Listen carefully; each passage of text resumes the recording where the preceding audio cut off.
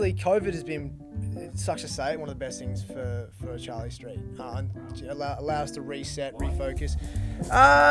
It was working, but we're now smarter. We took a step back and we actually go, well, actually, we need to fix this. But it took us being off the tools to do it. It also fast-tracked our own CPG product. Similar to Shaun, we're launching a product. And that's essentially our... Yeah, it's our chorizo. It's a plant-based chorizo. It's ground.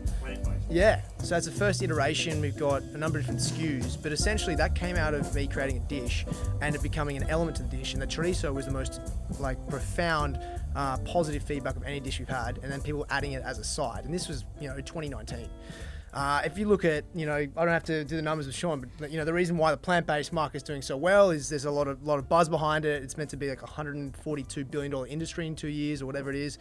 But for us, it's like, what impact can we have as part of our core brand is we can do these experiential restaurants where it actually provides the core value of our business model and R&D, these products that we're releasing. And then you have the overarching thing where you'll see all these products in either food service or in also Whole Foods and the likes of retail, where there's a touch point and there's an educational point and you're actually having a genuine impact. And I think when we took a step back and had time to refresh, we looked at our model, we adjusted, and now we're looking at this opportunity now of cheaper rent to look at more spaces, then to also fast track our opportunity. And we're raising money at a time that we're launching something that people were like, "What, are you crazy?" I'm like, "No, I think we're just smart right now because we've got to take a chance and opportunity." And exactly what Eddy said, we are New York. This is our place, and part of the hustle that we're here for is to have a crack. And I think we have to represent, and Australians do that so well, and why not?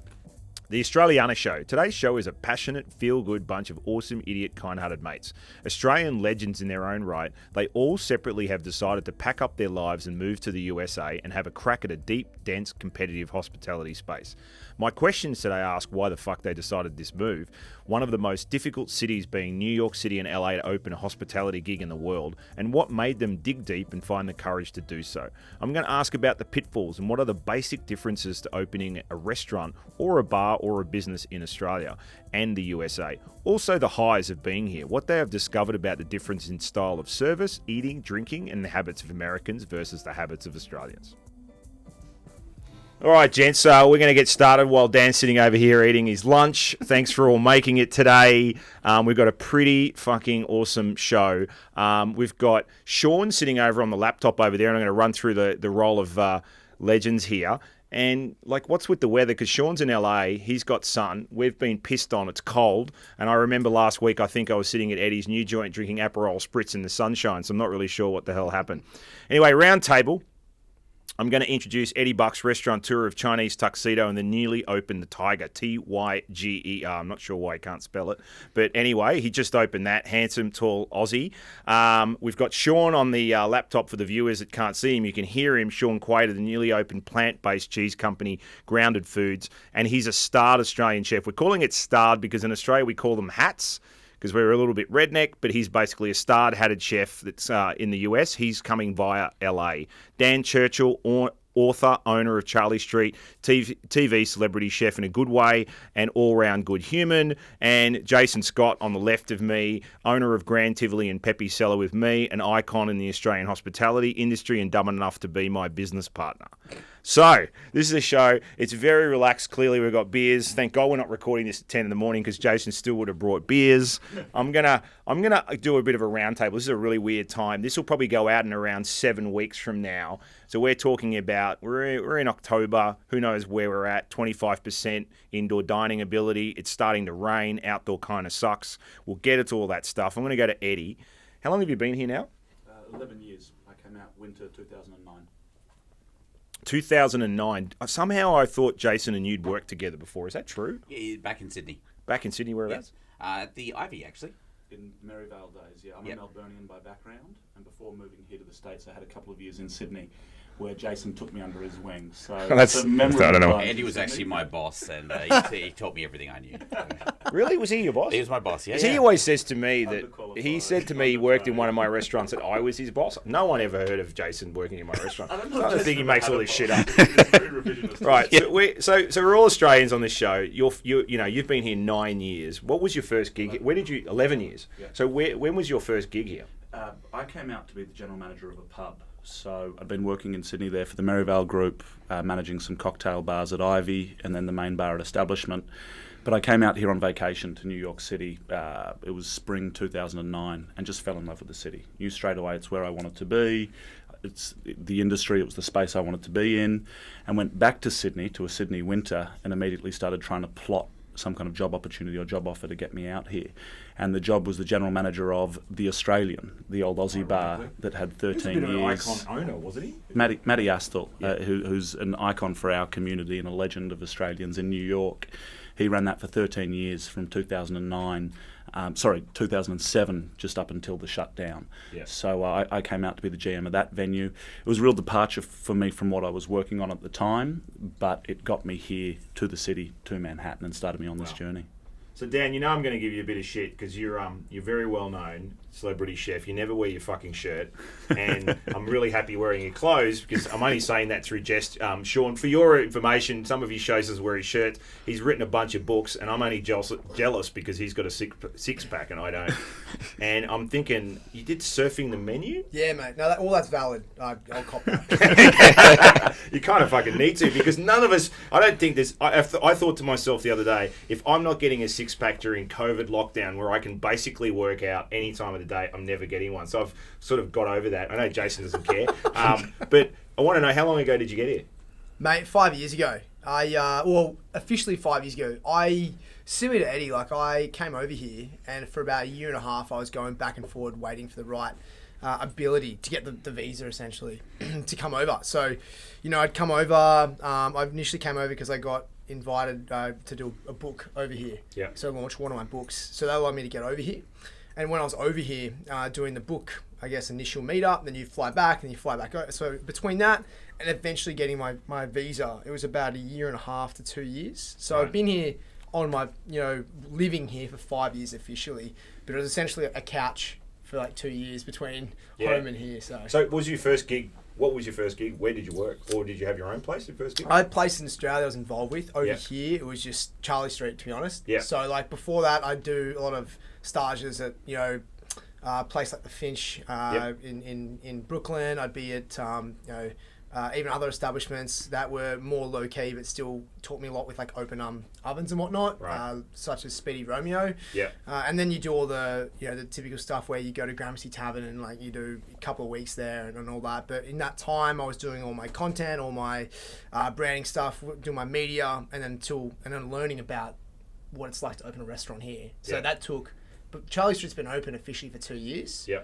As you guys know. Yeah, and I noticed you brought some in there, so thanks for bringing Yeah, up fucking yeah, lunch yeah, as well. exactly. I'm Nah. starving, and you just arrived with a hot lunch. Well, you said that you want a six pack, so I'm restricting you. So I thought I should As do I you have a a sip of favour. beer. Yeah, exactly. Yeah, works out well. So, Shaun, I'm really happy that no one can see, but I can. I think, fuck, you've got your shirt on. And you're in New York, and you're, as we said, you're a hatted chef in Australia. You packed everything up and came to New York. I think your VC funding already for your company, you've got Grounded Foods, which is basically a plant-based, at this stage, cheese business. No doubt you'll do more. You're now in LA streaming through to us. How long ago did you get here? We flew into New York last November, early November. So just about a year that we've been here. And we bought some product from you, which was great. And your timing was perfect, so you could have some time off during COVID. So you timed all that well. And why did you move out of New York? Why you came to New York and then you went up to LA?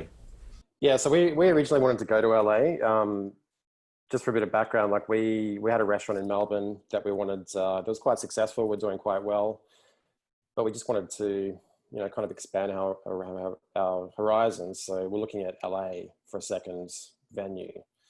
And in the process of pitching the restaurant to potential investors, we kind of had this side hustle of doing, plant-based ingredients and products that I'd been doing through the restaurant. So everyone that we talked to was just way more interested in those products than investing in another restaurant. So, we all know how much hospitality is a huge risk and huge expense. So that's kind of how we found ourselves looking at LA. And then we ended up going to a food show in Melbourne called Global Table. We talked to a VC there, my partner, Veronica, pitched to him for about 5 minutes. He's a VC based in New York. 2 days after that, we had an initial offer for a small investment and a chance to actually get into the US, which was the same for everyone. It's like the biggest hurdle is how do you actually get there? Yeah. Yeah, I mean, everybody asks that magic question. I think they still like Australians, right? I think Trump still doesn't hate us, so I'm not sure yet. But we just have to keep our heads down. He doesn't right? hate us, but he's definitely put the price up. Like we're here on a E2 visa, and we had to we spent months doing it. Go through the proof of how much you've invested in the US economy, blah blah blah. But the actual cost of the visa went up. I think a week before we got granted our visas, it went up from like $300 up to, I think it was like $5,000 we had to pay each. For it's pretty crazy considering all of us probably consecutively at one point probably had a few hundred staff hired, all US staff. So I get that. So he's my business partner in some and maybe in some other people's. Jason, how long have you been here now? My love affair with New York started in '99. I caught a Greyhound bus from Montreal and I arrived here pre-dawn. My hostel wouldn't let me check in, and so I dumped my backpack and I walked down the street and there was like a... Sounds like a fucking the script out of Rambo. Yeah, it does. They actually didn't think about things, but I was remembering that first time. Midnight Cowboy opening. And I walked out of the street and there was like steam coming up from the manholes. A yellow cab went past. There's this tall, glamorous-looking couple walking their standard, like giant-sized poodle. And I just looked around and just thought, I have to live here. This is incredible. That was when? That was '99. Jesus. Yeah. And a guy tried to sell me a rabbit too out of a trench coat. Wasn't a fucking I rabbit, kid you not. It wasn't a rabbit. It had a very long tail. He's in a maybe. He's in a deli. He opened up the thing, and I was expecting to see watches, because that's the only thing I've seen. And he had baby rabbits there, and said, "I'm selling pet rabbits." Yeah, well, they might still do that. That's actually not a bad little business. Yeah. So anyway, so then I fell in love with America, and I spent a couple of years working here after that. So back early on, then I went back to Australia. And then eventually I decided I wanted to roll the dice and give it a go over here. So everybody won't know my story, but my story was you convincing me to basically open another restaurant over here. I was happily riding my bike in Venice Beach in the sun, actually. Shaun, you'd be nice. I was enjoying the weather, and then Jason kind of said, we should open a restaurant together. I'm going to sell everything in Australia. And I kind of said, look, I want to stay in LA. I want to open a restaurant. Whoever gets the first site, that's where we'll move to. Of course, I just kept riding my bike, and he actually looked at like 30 sites and eventually found a site. So I'm going to ask you all, I'm going to start with you, Shaun. What's the hardest thing? You probably nailed it with the visa, right? But what's the hardest thing that you found, the difference between Australia and here, when you opened a business or started to open a business here? What was the biggest difference and the pain? I think apart from the visa, it's just, because there's so many similarities coming from Australia. It's not like we're speaking a different language, but I think it's just a combination of all different little things kind of coming together where you basically have to start again. Like I've only just like built up a credit history, which is like, super important here to get anything done. Just starting bank accounts and getting a social security card. And there's like all these little things that, makes sense to people that have lived here for their entire lives, but when you've been here for 6 months, don't make sense. So I would say it's not one big thing. It's just like all these different little things kind of put together that you have to kind of keep on top of to, especially when you're opening a business and getting VC funding. You can misstep pretty easily quite early on. So. Well, you're kind of like you're like the youngest of us, as in that has been here. So you've had the most recent attempt to get into the US, and that was pretty difficult, right? Yeah, we basically scraped by. I think I got my visa in mid-Feb, right? And Veronica got hers late February. So we just scraped in. We would have been fucked otherwise because we already basically started investing in the business here. We had an apartment in New York. We'd started buying equipment, which is part of getting the E2. You've got to put that investment in before they give you the visa. So it's a chicken or the egg thing. You've got to take the financial risk before they let you in. It's kind of a bit wacky. But if we wind forward to somebody like you, Eddie, you've been here, even though Jason was here before us doing some weird Rambo script, you came here 11 years ago. How different was it a time then to now for opening a business? What were some of the toughest things you had to deal with? So 11 years ago, that was really early in the E3 visa program. Yeah. Most of the Aussies you'll speak to over here, a lot will be on the E2, like Shaun and Jason, but for a lot of Australians working here, the E3 was what opened the door for them, what opened the door for me. So that's a visa program whereby you have to be sponsored by a US based firm. Yep. And if you're in at a graduate level position or experience, you're granted that. So that was what got me here. In terms of that first impression, as Shaun was speaking to, there's a lot of similarities, which you can be like lulled into a false sense of security by that. I'd say it's about 80% similar. You know, the key principles remain the same. Yep. But then there's this 20% of variance, and that was where I would find myself consistently getting tripped up or caught in those first couple of years. So just things like labour modelling over here, completely different to Australia with the tip structures and whatnot. And I've been here 11 years. I've opened a number of venues now, run a number of venues, and that's still a calculus that kind of causes So what you're issues talking and about, so umbrage. that people don't know, they're probably listening from fucking Kabul, we have this weird tipping system over here, whereas in Australia we basically get tips and we pull it the way we want to pull it.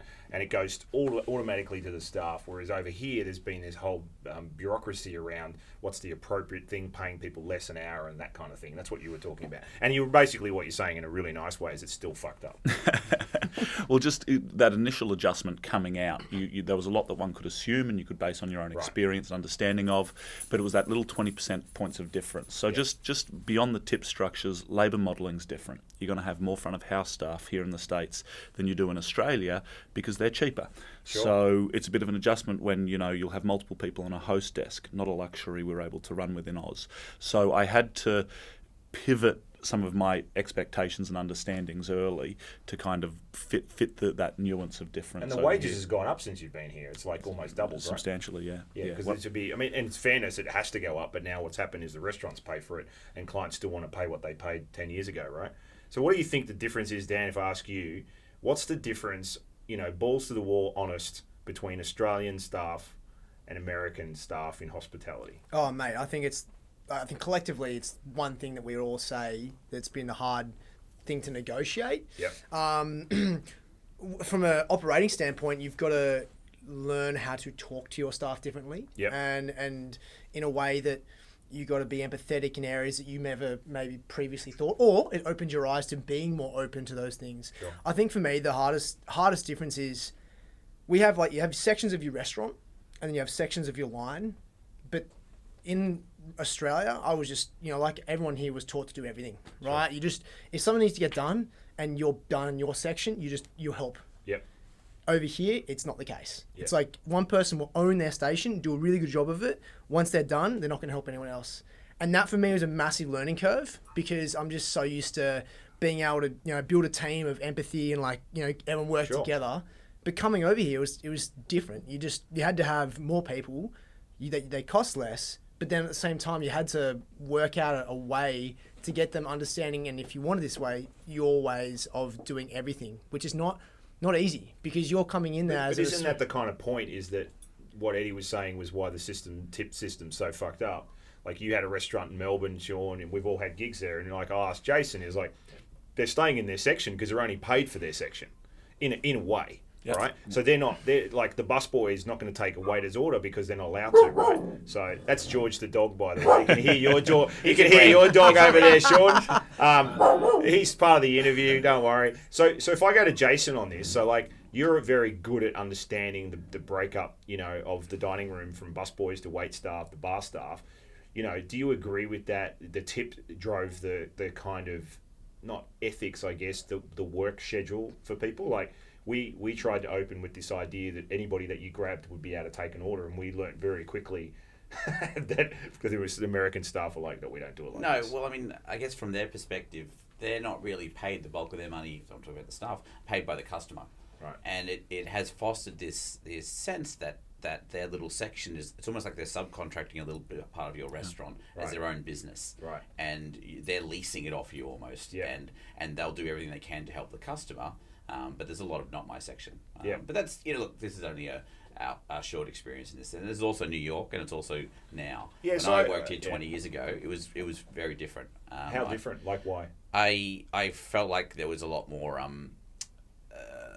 hard work, and everyone was driven by the end result that the entire restaurant did well. If there was still that sort of sectional difference. So let me understand it. If that was different, and I asked Shaun and Eddie and Dan as well, if that was different and they were paid less, but the system was still kind of broken, why is it like that then and not now? Well, we work hard on internal enterprise culture. Yep. One of the upsides of being over here is there's this massive talent pool, people from all over the globe. I think to generalise anything about New York is kind of a fool's errand in that there is such breadth, so much influence. You know, our team, we just opened a restaurant a few weeks ago, the Tiger, and I've never worked with such an international collection. Mm-hmm. And from the get-go, and this isn't just top-down, this is the team internally, the kind of work that they want to do. We, just try to foster a culture of buy-in and part of something bigger, and recognising that, a rising tide lifts all ships. Yeah. So you can't necessarily assume it. Yeah. And I don't think you can assume it in Australia or anywhere else either. But this moment, I think, is going to represent a substantial shift for the industry. I mean, it already has. Sure. This is the industry is in crisis. Mm-hmm. But so this is an opportunity to kind of foster the cultures and fuel the interior cultures that we want. So is it a challenge? It's definitely not assumed, and the tip modelling is a broken system, and we have to do workarounds, but working with the team internally, and again, not just a top-down proposition, but having them buy in and invested in the success of the enterprise, recognising the upside for every individual. I mean, sure, I understand that. Like, I mean, New York, I don't think LA is much different, Shaun. I mean, well, I've lived there, and we've all been there. But, I mean, this is the most difficult city to be a line staff person. I mean, why would you come and live here and earn 30, 40 grand a year and then try and pay your rent and then commute to work for an hour and a half on a train? It's kind of crazy, which we'll segue into later why we're all in this industry, because maybe we are all fucking crazy anyway. So there's a bit of Stockholm Syndrome. There is definitely a bit of Stockholm Syndrome. So I wonder if, like, the clients, like, I go to you, Shaun, because you have people tasting your product. You're going now from restaurants to manufacturing. And everybody used to play this thing in Australia, Melbourne and Sydney people are different, and I had restaurants in both, and then everybody does the same thing, LA and, New Yorkers eat differently. And I always argued, well, people just eat based on their climate and the seasonality. I don't necessarily think people are people, but do you find, like, the client palette from Australia to, say, New York and LA is different? Yeah, that's something that we worked quite substantially on. I mean, going from Melbourne to New York, there was a noticeable difference in, I actually personally kind of struggled to get used to the food in New York because it was quite, lots of salt, lots of sugar. I just found everything really salty, super salty. And then that's even going to like top end restaurants, Michelin starred restaurants was, just drinking a lot of water because everything was salty. And then going from New York. By the way, Shaun, the New York water is shits all over LA water. I don't know what you're drinking up there, but it tastes like shit in LA. You got to. Yeah, I'm definitely not drinking tap water here. Yeah. Sorry, I interrupted. It's just not the right color, Yeah. And I'd say going from New York to LA was, in essence, they're kind of different countries, really. Yeah. So Dan, you got a pretty healthy place, and I had this vision. I'd come here for years, but I'd never run a business here, and I had that vision, and I'm going to be really old now and describe that movie LA Story, which probably anybody under 30 has never seen. And they're in the restaurant, and they're basically cutting apart their order and saying, I want this and I want that. And Danny DeVito, it was Get Shorty. I got it wrong, Get Shorty. And Danny DeVito is going like, can you get my scallions on my omelette not too brown, not too light, just saute them in the middle. And I thought, what the fuck am I going to go into when I go over there? And what I found is actually Australians are more picky. And I got to New York and I thought we were going to get orders in the kitchen that looked like they'd been hacked together by a machete. And what I'm getting to, if you don't understand with the restaurant terms, is that you get a dish and somebody makes you take everything out and put something back in. And, there are lines between, we've all run hatted places and star places where you just want to tell them to get fucked. And I actually got here and everybody was just ordering. No one was taking it, because your product is very different. It's very healthy driven. You got a kind of a lot plant-based, plant forward thinking. That's the new word, by the way, plant forward. Do you find people quite picky at or are they just ordering your menu items? Yeah, look, I think there's a couple ways to look at this when you set up a menu, right? You could go, as a lot of us do, and set out a menu that is, this is what we have. Yep. That's what you get. essentially, but you in a way that's educating the customer Right. as the purpose to why. For us, I didn't want to have, for me, I didn't want a customer to come in who had any allergies or problems or concerns with what they usually have towards their diet and feel they couldn't have what we had. Right. So essentially, I created your base ingredients for our bowls and our toasts that were always gluten-free, essentially plant-based, Yep. but then you can always add things to. Right. And to be honest, it's worked really well. And then to the point though that it got to a point where we added so much, then we had to tie it back in again and create a core lane. Yep. Because when you have too much, like if you're looking for speed of service, which initially what our model was, Sure. you every time you ask a question, it's time. Sure. And so you have to limit that question. So still provide some opportunity, but just make it really simple. I think coming here and learning that model and learning how to still look like you're providing so much opportunity and choice and looking after every single consumer for your brand, whilst it was an educational piece to try and do so much, we all hear about the keep it simple, stay in your lane.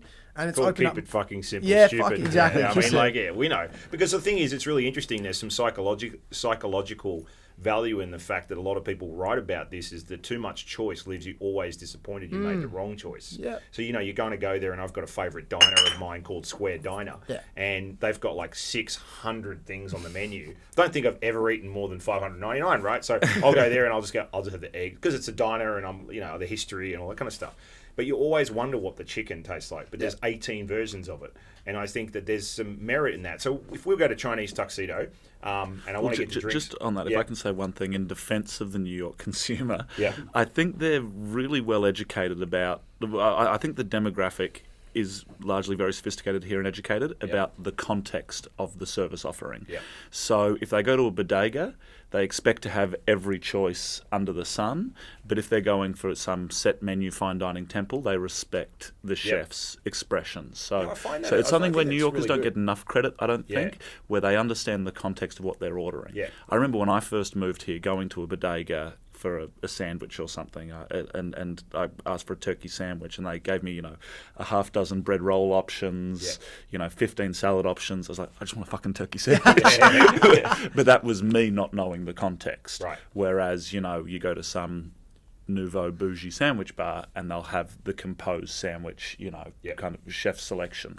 So I think trust your venue a little bit. Yeah, I think it's kind of really a valid point. I'm going to get to Jason about drinking in a second, and since you provided the drinks, but I mean it's very valid because I find working in Australia, I work under 3 groups, and I come back here, I find there's more difficulty in larger menus there into developing them cost-wise, yes, but here I just found everybody just delightful. Like there were certain terminologies that you can say here that you can't say anywhere else in the world. For example, I'm big at, I've got Italian blood, I love Rome. I can fucking assure you in a trattoria in Rome, you go, I don't like tomato, and they go, yeah, good for you. You're going to take it out, and they're like, no, we're not going to. They're very, narrow-minded about what they're going to do because they're very protective over their culture and their style. Whereas in New York, if you used to say, look, I'm allergic to walnuts, they're like, absolutely, and all that kind of stuff. So I hear you. But what about your joint? Because your joint's got, hot, sour, salty, spicy. Because, between the new place, which we're going to get to your insanity of opening a place during COVID, there should be a book there.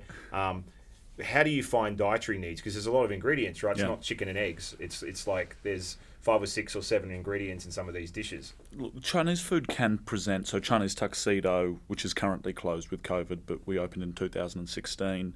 There's a lot of big, bold flavours in there.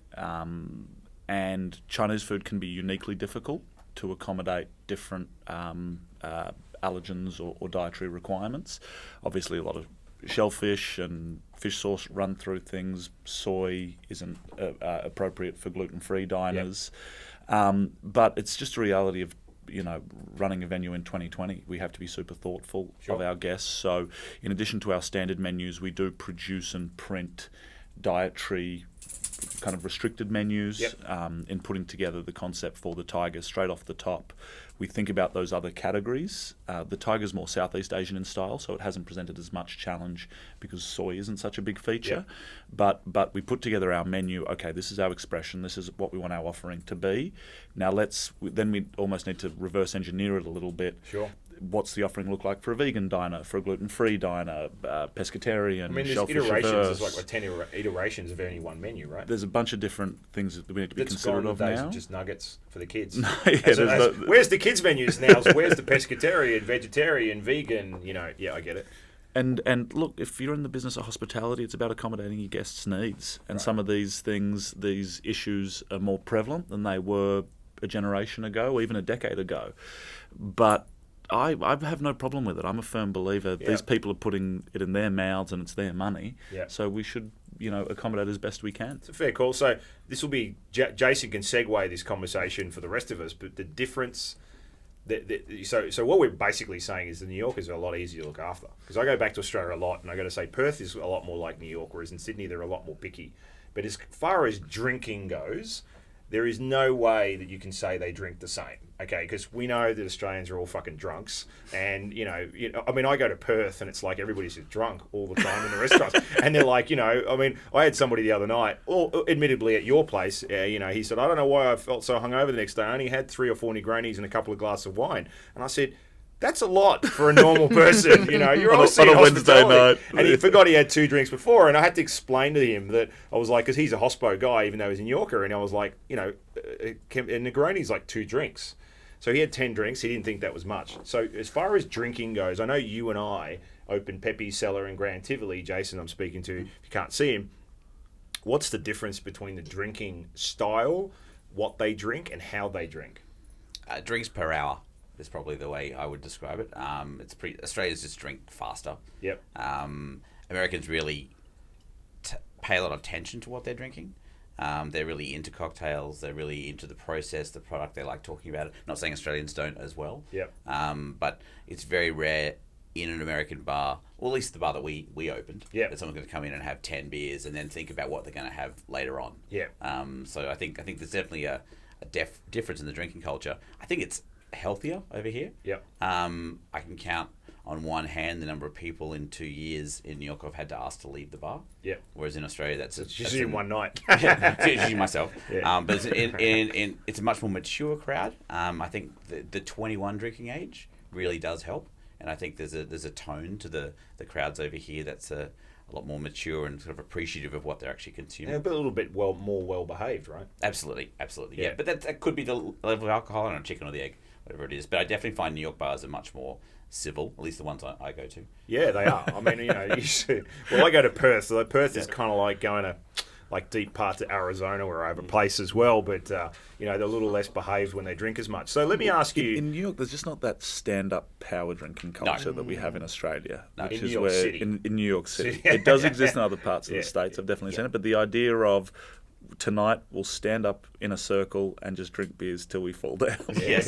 Ironically, the ones that's called a Friday in Melbourne. Yeah, exactly. Well, I don't know, maybe this is just pure experience, but it generally is a bunch of Aussies that are doing that over in New York City. We say that as we've got beer here on the table. So So what about Shaun? What about in LA? I know. I mean, whereabouts are you living?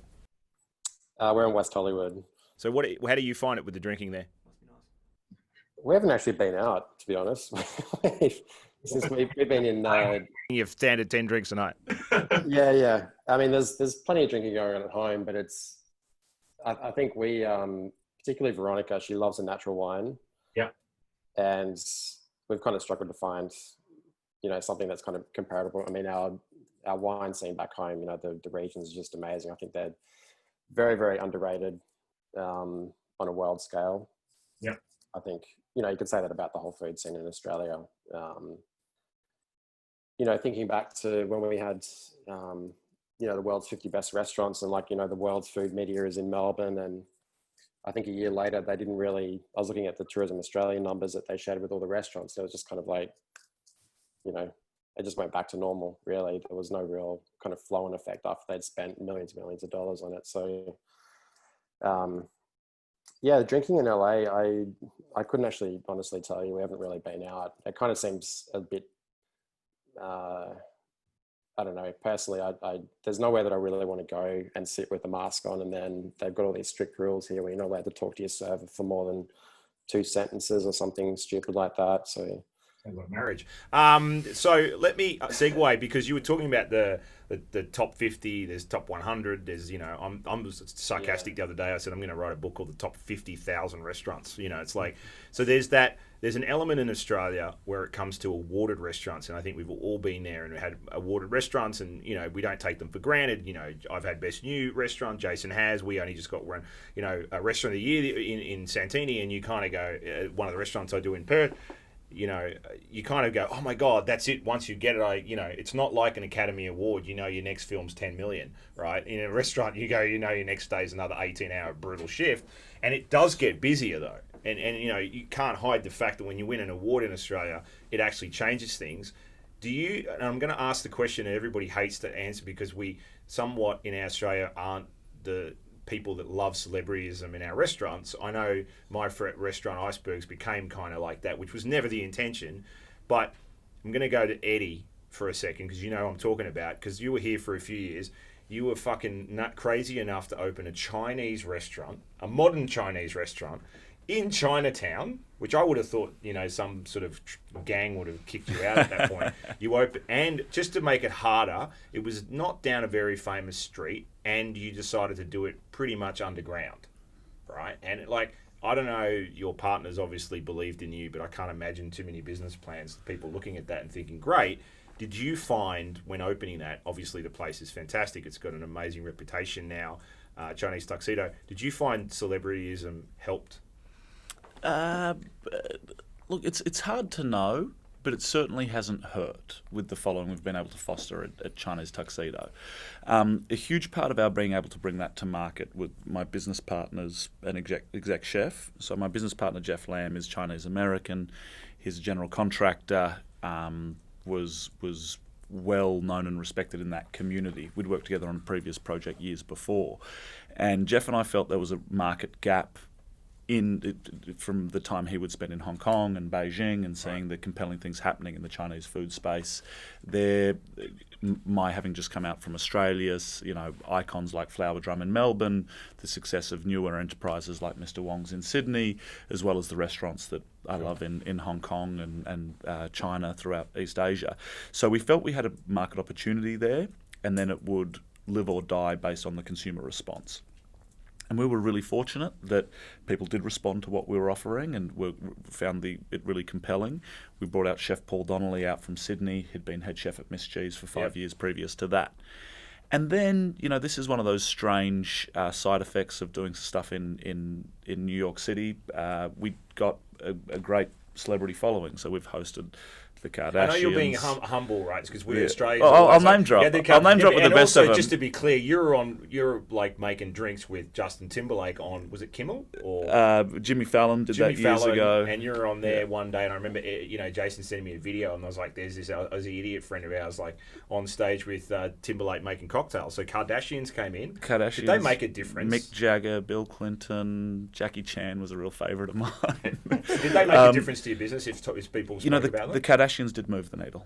They did move the needle. So underneath Chinese Tuxedo, I have a cocktail bar called Peaches, and they took a number of photos in Peaches. It's a very distinct space. So they took some photos in front of our interior neons. It was very apparent where they were. And since right up until so that was 2017, I think they came through. And right up until we closed in March 2020, I'd see groups of young women recreating that photo and taking that exact same pose. So yeah, I could. I'd love to be fake humble and pretend like it doesn't, but it does. It did move the needle for us. Like Clinton in a headlock and go, "Can you just tweet about this place?" No. That was the only one I've gotten my corny celeb photo with. I really wanted to with Jagger, but didn't. I know it's a tough one, right? Because in Australia we all pride ourselves on discretion. So even when I had the Icebergs, we were proud that people didn't know who was in there, right? And Jason, we explicitly have that policy. Here I am name dropping on a podcast. No, but that's why. But the team are told no photos with those guests, and that's why the Kardashians made a trip, because they posted about it, right? And you didn't do anything about that, so I get that. So don't worry. Because in Australia, remember in the 80s, it was like if you knew a very famous cricket player and had an Indian restaurant, you would take a picture with them and put it up on the wall, and it'd be like, "Look at me." No, we don't do that. But like Jason and I, we don't have your celebrity status. We had Julia Roberts and I remember we had Matt Dillon in, and I was like, that's Matt Dillon. There was not a single staff member, Shaun, that was under 30 that knew who he was. And I was like, for fuck's sake, I'm old. And we had Jeff Bezos in one night that jumped out of the restaurant, and I remember him getting out of the restaurant. There was a whole bunch of, big $1 million cars out the front, and all his friends got in that, and he waved the yellow cab down and went home. And I thought that was pretty interesting. Do you have any kind of celebrity pushes through your place, and does it help? Yeah, look, mate, we do, but ours are probably the younger, like Instagram celebs, for example. Like, we'll get people who have millions of followers on Instagram, who are known, in that younger demographic, which, to be honest, is probably our demographic in general. And they'll come there to post a photo. We have this very, one of the best moves we did was pay our interior designer. I think it was like $25 to get our bathroom painted with avocados. So we have the most photographed bathroom in New York City, apparently. Yep. So everyone goes in there and takes a selfie, and we've had people with millions of followers do that. So it does move the needle. Sounds just fucking no, weird. it's fucking, honestly, mate. I post really food nice all day. wallpaper. I do videos. I do everything. And one of the most liked photos I have on my Instagram is me in my fucking bathroom taking a photo. You have your shirt off? I don't. That's what's very unique, isn't it? Yeah. Well, I could do it with a shirt off, but you won't get any followers. You might get shut down. But it was really interesting. I'm going to go to Shaun, because I know Jason is Mr. Humility, and he won't talk about celebrities in his restaurant, because he opened, best new restaurant in Sydney, a nice tiny restaurant for his first restaurant, 350 seats. We all thought he was insane. It was in a basement. But I'll say to Shaun, so for example, celebrityism, right? Like, you're working on your cheese sauce. I call it cheese fondue. So you don't think if there was, like, I don't know, name a Hollywood celebrity, but let's say the Kardashians, if she was like half naked in a bath of cheese fondue and she tweeted about it, you'd be pretty fucking happy, right? Because in Australia, that stuff doesn't work. Like, there's this anti-food bloggers, right? But here it works. Yeah, it really works here. I mean, it's a huge business here. Mm-hmm. Funnily, as soon as we did our funding round, and you file your SEC papers, and you just get a deluge of firms offering all sorts of services, and a lot of them are Instagram models and influencers and all that sort of thing. I'm not against that. I think I definitely wouldn't have done it back home. I mean, we used to get approached all the time by people wanting to have collaborations and partnerships and all that sort of thing, but here it does make sense. I would not say no to Khloe Kardashian having some sort of shot where she's... I know where Dolph Lundgren goes to the gym, because I went to the gym once with him. So what about if we just get like a bucket of your cheese sauce and throw it on him, and you take a picture and we run, and we just like, something like that. Because in Australia right now, the food critic, who is like probably like a New York Times food critic, John Leflin of The Australian, which is the largest Australian newspaper, is naming and shaming influencers. And he just did an article the other day, actually Jason sent it to me, and he was just talking about it through COVID, because he was like, how can these people ask for free product and they'll influence the place? And what's really interesting is, I understand his view, but it's like if an advertiser came to me and said, I'll put your name on a billboard, they're going to charge me. They're not doing it out of love. Yeah. And so I understand influencers saying, I want a free... And I would kind of argue the fact that a minute ago it was really cool in Australia to do that. Do you think it's something that eventually Americans are going to get sick of? Because it seems to work over here. It does, but you've got to be... Look, I think that whole influencer world is very interesting in the sense that they unfortunately think they have a number to their name. Yep. And that's the rating of how good a person they are. Not all of them, but they unfortunately, they do move the needle in certain areas. But I mean, our straight bat approach right now is, if people want to collaborate or partner, we simply say, yep, more than welcome to come in.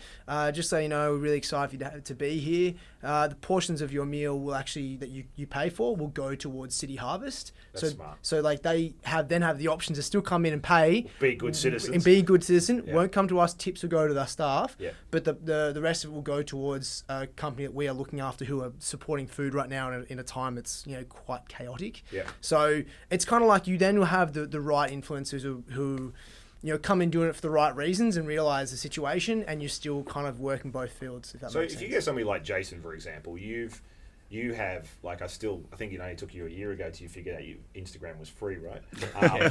The most untechnological person, but the most I can't even say the word, tech savvy person when it comes to things you love, like music and stuff like that. But you open one of the most successful Sydney restaurants, huge.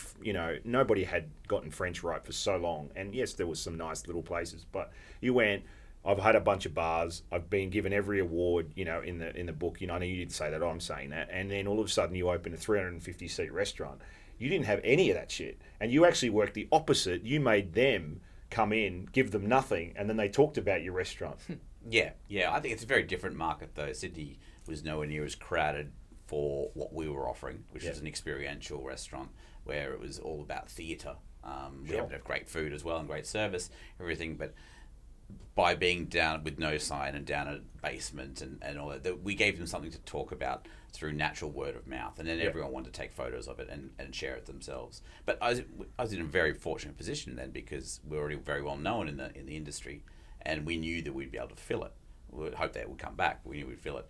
I think coming over to America, there's not many people who can say that they have a big enough impact in New York that they can automatically fill a restaurant no matter what. Yeah, right. So what it sounds like too, also, I guess you're, thinking about Peachy's being very photogenic and your weird avocado wall and, your theatre restaurant. Yeah, we thought about what people should talk about. Right. We still thought about marketing. It's just we did it in a different way. So I think you should, Shaun, you should get a big fucking piece of cheese and put it on top of your car, right? So you just get photographed all around LA, just driving around like Mr. Whippy.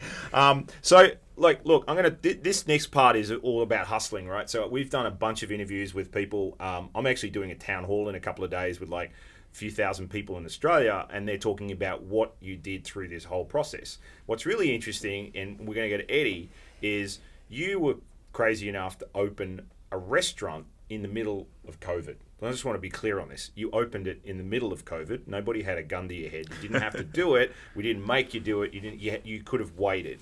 And it's blown up. I mean, I've been there. I can't remember leaving. I think we didn't even pay the bill actually the other night. But I've been there, a bunch of times. So's everyone else, and they love it. And you've absolutely nailed it. The Tiger, which is 1 Howard Street. Yeah. 1 Howard Street. And what made you think that you were that confident enough to open in the middle of COVID, when basically by the time this comes out, we may have more indoor dining. But when you opened outside, there was no indoor dining. We didn't know we were going to shut down again in the city. The rest of the country was going insane.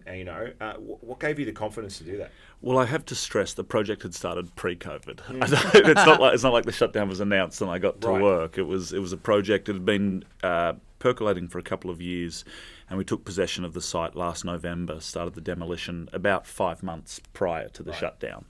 And at the time of the shutdown, we were about 10 weeks away from the open. So we were hoping to open in late May to get a strong first summer. It was conceived as an indoor-outdoor venue. We're able to open the full frontage. We're going to have tables and chairs outside also. So it was uniquely well positioned with in the COVID climate for outdoor dining. And with the rules that the Department of Transport put in, we were actually able to add an equivalent number of seats outside to what we would have had inside. So unlike Chinese Tuxedo is literally on the narrowest block in the city. And it's a road. And it's a street, and it's since been closed, so the street's fully closed. So we could go out there, but we would have gone from a 130-seat dining room at Tuxedo to 30 outdoor seats and no Peachy's actions. The calculus just didn't work for Tuxedo. We tried back in July. So what you're basically saying is you would have lost money to open. It would have been a public service. We couldn't. We tried in July. We did a few pop-up weekends, but and it was great. The section was full, but it was such a small section. The way that we operate, we couldn't make money on that model, and so we felt in part our hand was forced a little bit. We had a bunch of staff who looking for work once the federal government relief dried up. We were halfway through this project. We knew we ultimately did want to open Tiger. And when indoor dining didn't come back in July, we looked at it and we said, we have an opportunity to do a robust dinner service out on the street. And it was really, what do we want our role to be in this moment in time? The most difficult question was, is this responsible? Like, is there is, I think, a public health responsibility on any venue operator? Where did our role in that sit and fit? And then people talk a lot about New York tough and what New York tough means, and about the city bouncing back. Back in July was when there was so much talk and about New York City's dead and whatnot, which was utter bullshit. It was then, it is now.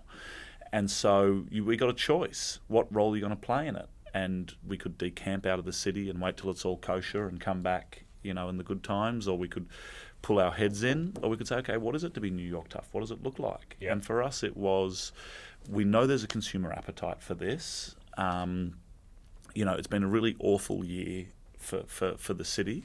I mean, for the world, but for our city and industry have been uniquely hard hit.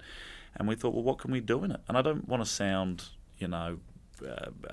over the top with it or too pious. It's not that. It's just our little block, our little corner, our little shop, is part of a bigger organism, a bigger city, a bigger industry, and we want it to be some light in the dark. It's kind of interesting because I interviewed a couple of veterans. This show's coming out in a while from Sparks, and both boys had been here, one Australian and one American, and the Australian had been here 25 years, and I sort of was really interested in their view on September 11th, Hurricane Sandy, financial crisis, COVID, and every one of them is unique in its own disaster. Some man-made, some natural disasters, and everybody always said the same thing after or during. I think Hurricane Sandy, they knew it would bounce back, but they were like, downtown's going to be a swimming pool forever, and 9/11, we're not going to fly, and everything's going to blow up, and and then the GFC was at the point where there was no money, there was going to be a run on the banks, and and so I ask you, Dan, are you in the middle of projects at the moment? Yeah, mate, honestly, COVID has been, it sucks to say it, one of the best things for Charlie Street. Wow. Allow us to reset, Why? refocus.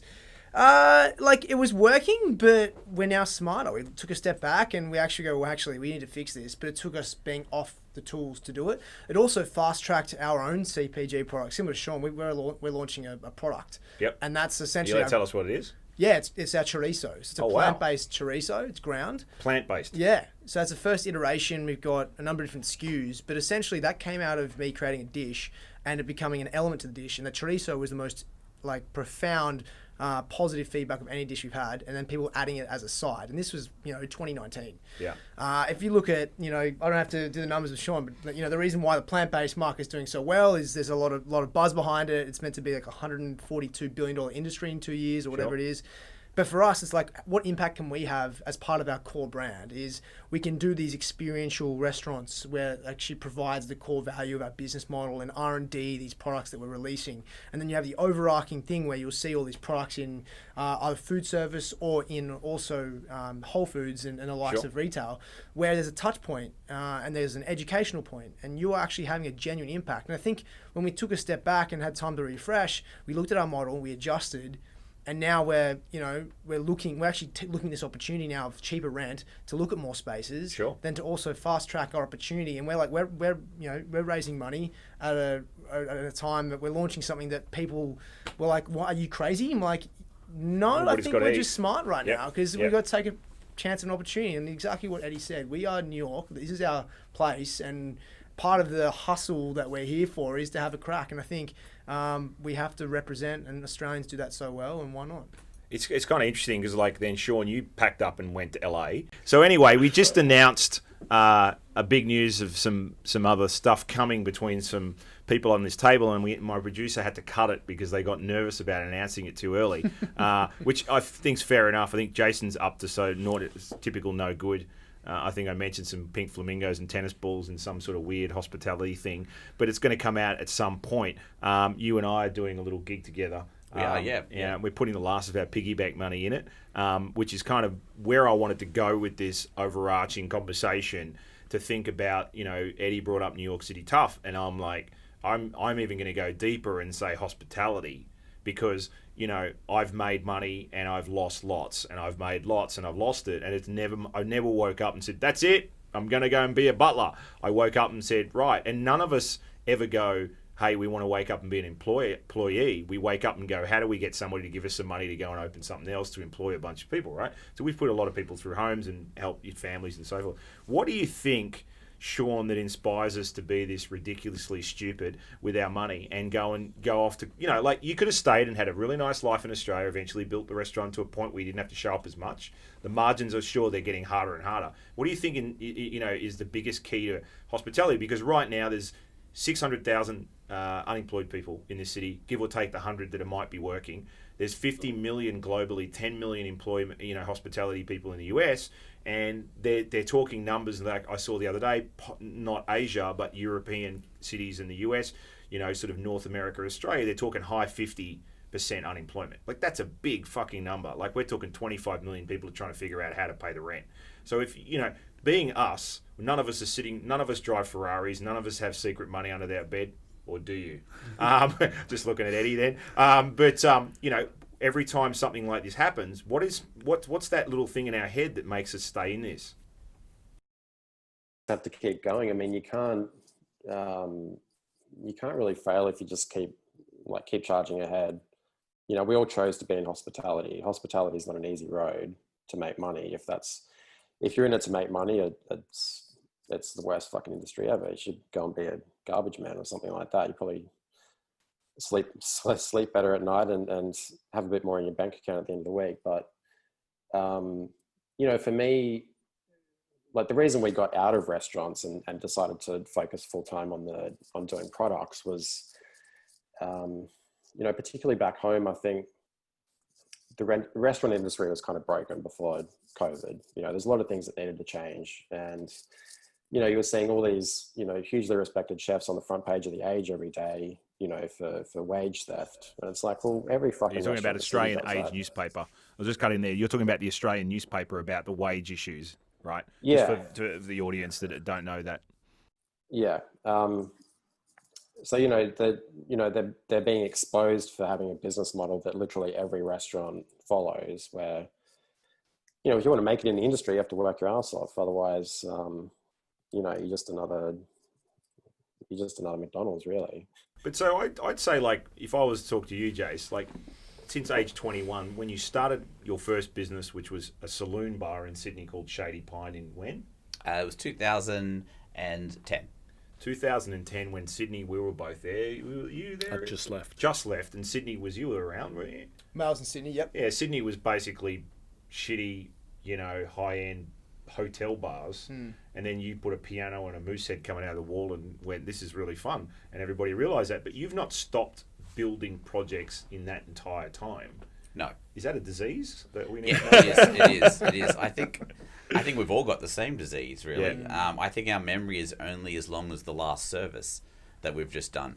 And I think that's how we can get up and have a horrific night service and get up the next day and have another one, and it's actually really good. Yeah. And it trains us that we can fix anything, and that we get bored, and we've all done the same. You actually does something that's successful, and then about a month later you go, oh, I've got all these ideas now for the next thing. Yeah. I think it's a bit of a disease that everyone has in this industry. Do you think that's also like the high rate of divorce, like the military with hospitality, is that we're solution people, right? We fix stuff. And I noticed in the hospitality industry, I was talking to somebody about this that had 4 wives, and he's only 38. But anyway, and he's very poor from that, and restaurants, just to make it worse. And I wonder if, like, relationships kind of get overshadowed because we're fixers in restaurants, and we would just, when you have a fight with your girl or boy, whoever you're dating, you go, listen, do you need a couple of shifts off, or is that what's going on here? And they go, I'm not one of your cooks. Like, how much strain does it put on your relationships? We look straight at Eddie. Well, yeah, to reiterate Jason's point, I think if you've got the bug, you've got the bug, and there's no point in fighting it. What's the bug? Like the hospitality bug. Yeah. So often I have somebody say, oh, my cousin's moving to New York, wants to be in hospitality, or I'm in Australia, and somebody says, can you meet with my friend or whatnot? And I'll open with telling them all the sacrifices and all the awful things about the industry. The entire modelling of the industry doesn't work, and the road forward is going to be a mess as the calculus has to adjust. Yeah. And then, so pull no punches, be honest, talk about the challenges and issues.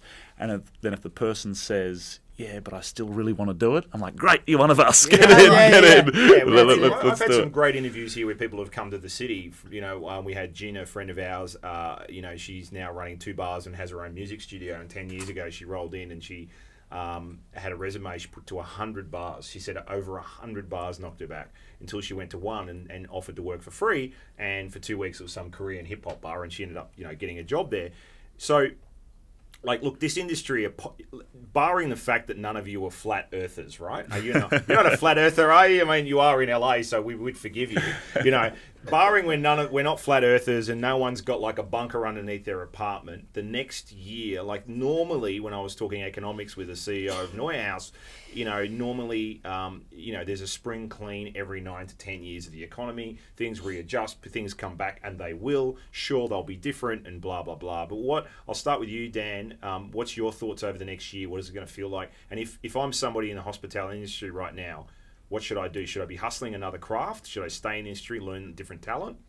Look, there's a couple ways to answer that. I think there's definitely opportunity to do a restaurant right now with the way the rents are positioned. Yep. However, I think it's still got to be a very calculated risk. And what I mean by that is if you're getting 50% on your rent, there's definitely not still 50% a number of people in maybe your particular area. The Flatirons, the downtowns, the more dense populated foot traffic of offices will take a while to come back. But what we're seeing is like the no leaders, the West Villages, they're dense with people who are having more of a community, a village vibe. Sure. So maybe that's more of a different, calculated risk you have to think about. I also, doing a lot of reading on the reports from these big hedge funds who are getting these things done. They're looking at like high-end fine dining is said to not come back until 2024.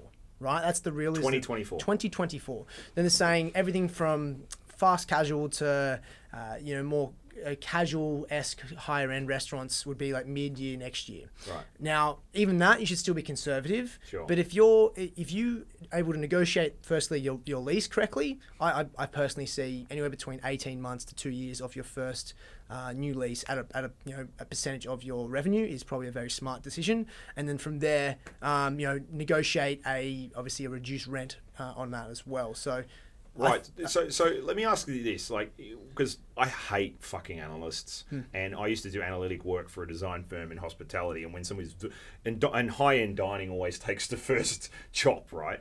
Like I'm going to ask Jace, like you have been around, you've seen. I used to have high-end restaurants. In every crisis, somebody would say, "Fine dining's dead," and it's been dying since 1986. Yeah. And every time it dies, somebody goes, "Here's 11 Madison Avenue. Fuck you." Yeah. Now, whether it makes money or not, I don't know, but. Is that real? Like 2024, we're talking 4 years from now. Don't you think, I just came out of Perth, a call with one of the restaurants there, and they ran out of their top 10% of their wine list, which is over $300 a bottle, because people are just indulging because they're not travelling. Yeah. So what's your prediction over the next few years? Because I agree, it probably is 2024 till it's healthy, but is it real? Yeah, look, I think there'll always be a high-end market that'll come back at that upper echelon, and they've got money to spend. These are people who haven't been able to dine out in a restaurant for 6 months, so they're starved for it. Yeah. But I agree with Dan that it's going to take a while for the city to come back with the population and the workforce. Right. It will come back, but I think it's at least 18 months before it's even likely to. So I'd say somewhere between 2 and 3 years. So he's right about this. What you're basically saying is time to cut a deal. If you can get some as long investors, as you can manage your lease during these times, and you've also got an easy walk away in case this all happens again. You also, that's what I'm thinking. As you were saying earlier, this 6 to 9 year period, you're seeing new, fresher opportunities come through for restaurateurs and chefs who've never been able to come here because of what was going on. So we may see people who never thought they previously could. It also, maybe people were sick of being in New York, and this was just the catalyst for them to be here. Yeah, so you're almost getting a refresh of an opportunity for the industry, and people like Eddie, what Eddie's done, he's adapted. He's looked at that's exactly what we have to do. We have to adapt. We have to. If you're really here for being in New York, you'll make it happen. If you really wanted to, you just find a way to make it happen.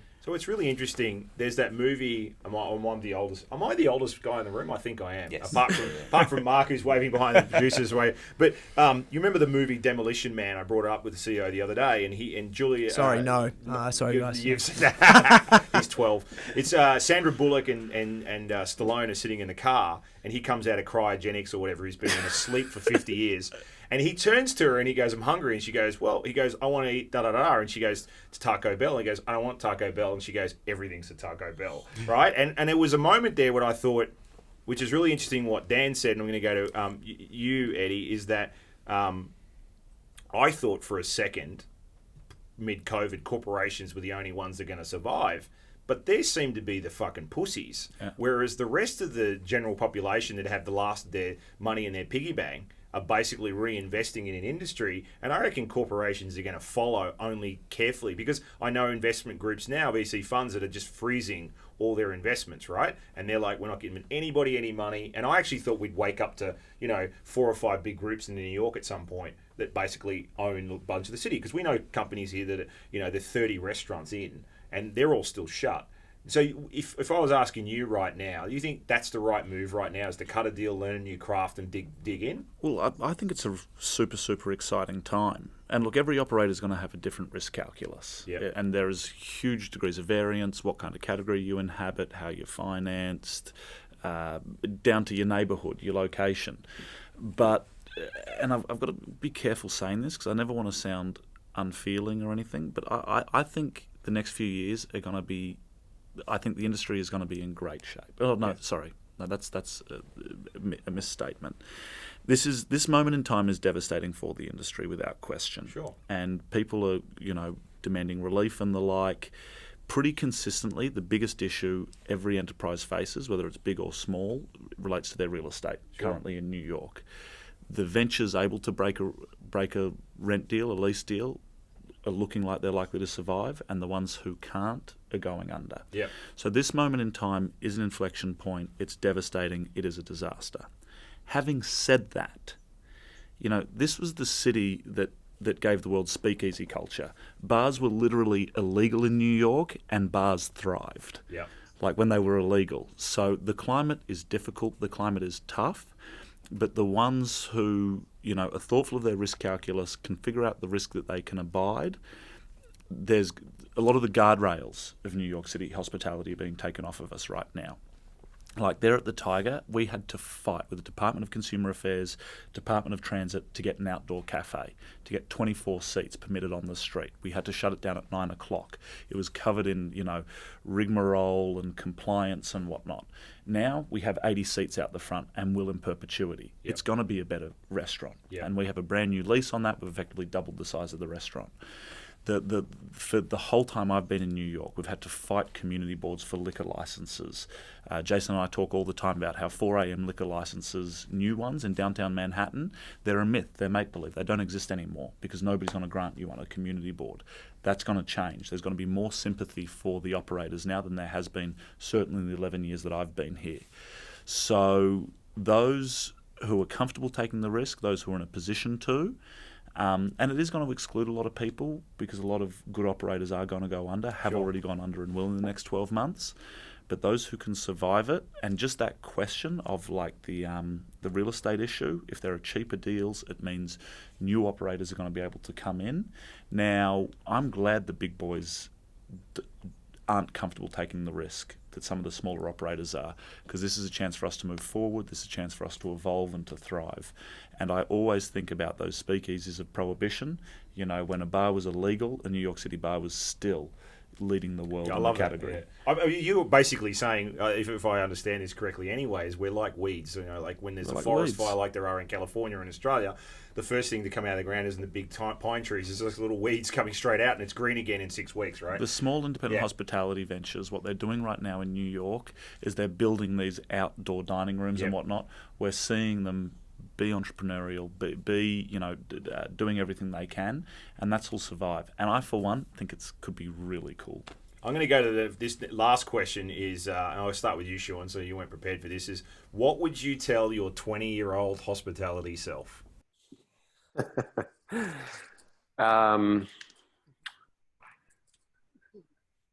Don't drink so much Red Bull, I would say. Yeah. Okay, there's a weird thing going on. I don't know. I think just it sounds corny, but just to, believe in your skills. I think, I'm sure you guys are the same, but, I coming up in kitchens where, they're pretty brutal and you're getting yelled at quite a bit and put down and kind of working stupid hours. Like, I think, working 80 hours a week upwards it's not great for your mental health or your physical health. So I think, I'll just say, just hang in there and don't take anything personally and just get on with it and keep putting in those days and just kind of, just keep refining the craft, because that was what, kind of kept me going, was like perfecting things and the creativity behind it. I was never one, and even when, we had our own restaurant, I was never big on service. Yeah. I love the organization and the creativity behind it, and kind of like getting everything together and getting everyone going. And then service was like, sometimes in a tasting menu restaurant, it's almost like a letdown. Yeah. That's the wrong word for it, but it's kind of like an anticlimax, because everything just goes, if you've done your job well, it just goes according to plan. Yeah. So, but it's funny because a friend of mine, well, you all know Mick Malloy in Australia, is a famous Australian comedian. He said to me, we had this chat a while back, and he said, I know my show is going to be great. He goes, but I'm not focused on everybody laughing. I'm focused on that one dude sitting in the fucking back with his hands like this, just not happy. And that's what service is about in a restaurant, right? You never think about the 300 odd people or 330 or whatever you do. You think about that one dude that you didn't put enough lemon on his salad and you destroyed his life, right? So what about you, Dan? 20-year-old self, what would you say? That was last year, wasn't it? Yeah. After plastic surgery. Yeah, exactly. You got your pecs added. Fuck, I love Australians. That's one of the best things about us. Honestly, mate, yeah, look, I've always been told to trust my gut, and that wouldn't change, because, this, I think we're going back to what you said earlier about why we hear is a disease. It's like, it's an innate trait, right? I think we all collectively just have this hustle mentality, entrepreneurial spirit, whatever it be, to be in this industry. And, I know nothing about this industry, to be honest, compared to how much is out there. So I just, even to myself, my 30-year-old self, if I was 40, I'd be like, essentially just keep being the person who's open to learning. You know nothing, know what you know, which is nothing. Yeah. And just being open to learning and adapting when you need to, because that's essentially what we have to do for the next 10 years anyway. So yeah, that's fair enough. I'm scared to ask Jason what he'd tell his 20-year-old self. I'd tell myself what I'd probably tell every 20-year-old, that your 20s don't matter at all. Yeah. They only matter that you should learn and absorb and be the best 30-year-old you can be when you come out of them. Wow. So just say yes to everything. Experience as much as you can. Don't get bogged down in a relationship. Don't get bogged down in a job. But it doesn't mean be flippant. Just learn. You take every opportunity you can to learn, and not necessarily just in hospitality. Learn different skills, different skill sets. Read different books that you didn't normally read. Date someone weird you wouldn't normally date. Yeah. And then just try and be the best. We're talking about now, or we're talking about your 30s? Just be the best 30-year-old you can, but recognize that it doesn't really matter that much during your 20s. See, I think that's a really good piece of advice from both of you, all three, is that I was a manager very young, and I think too young, where I remember at 28, I got a secretary and a computer when computers didn't connect to anything, just for the record, for the young people, like, but the computer's connected to a printer, right? And they said, "There's your secretary." And I go, "What do I do with her?" And then the computer was over in the corner. I was like, "I don't work with computers. I'm an old guy. I work with a calculator and a pen," because I was too embarrassed to tell them I didn't know how to turn the computer on. Because how would I know that at 28? And I realized that I shouldn't have been in that position. I was way over promoted. So, the idea of the first 10 years of your life, listening to your gut, and also, don't drink too much Red Bull, we got from him, and do 80 hours a week, which is hard to say. The hours one's hard, because when you're passionate, you have to... I think doing 80 hours a week's fine in your 20s. Yeah. Don't overcommit, though, to some company that doesn't really care about you. Yeah.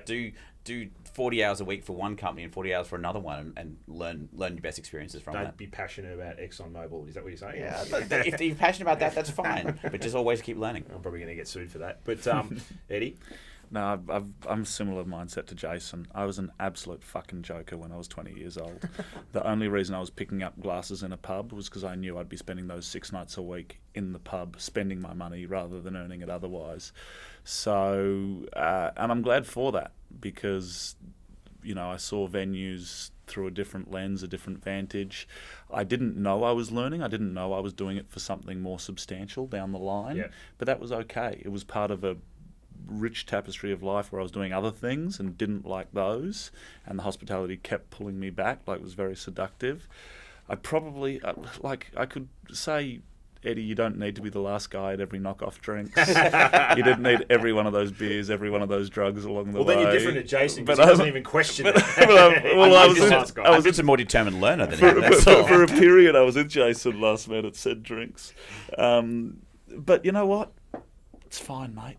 It's fine. I wish I remembered more of it. So I remember a lot of it. Yeah, you actually Some are. lessons. You're 27. No one's told you. We've got to tell you. But, hey, listen. I want to thank you guys. I want to 6 months from now. We're going to regroup, and we're going to find out if I've got a feeling the billionaires. One's on the computer there, and one's making chorizo.